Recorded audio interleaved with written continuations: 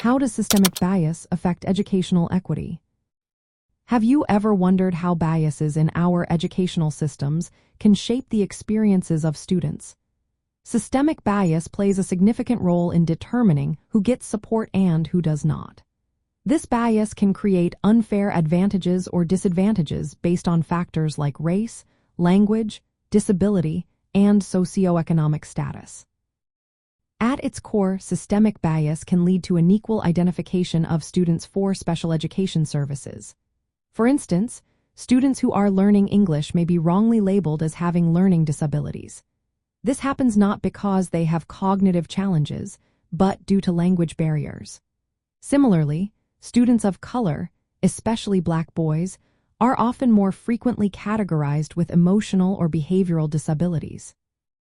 This can stem from biased perceptions of their behavior, leading to both over-identification and under-identification.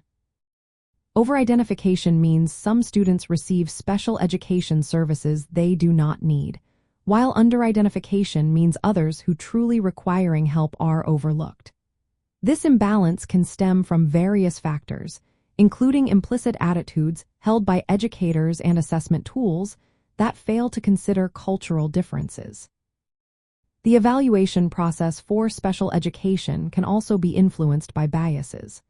For example, confirmation bias leads evaluators to seek information that supports their existing beliefs. Attribution bias can cause misinterpretation of a student's behavior or performance. These biases contribute to ongoing inequities in educational settings. The impact of systemic bias on educational equity is profound. It can limit access to essential educational resources and quality instruction for students who are misidentified or ignored. This restriction can hinder their academic success and readiness for college or careers. Moreover, being placed disproportionately in special education can stigmatize students and limit their opportunities for inclusive learning environments. To tackle systemic bias, schools need to adopt equitable multi-level systems of support. These systems should address social, emotional, behavioral, and academic needs in a unified manner. Teams responsible for special education evaluations must work actively to identify and reduce biases. This involves focusing on students' strengths and understanding how educational environments affect their challenges.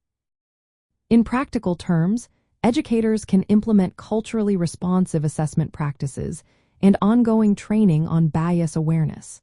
Collaborative decision-making that includes families and communities is also vital.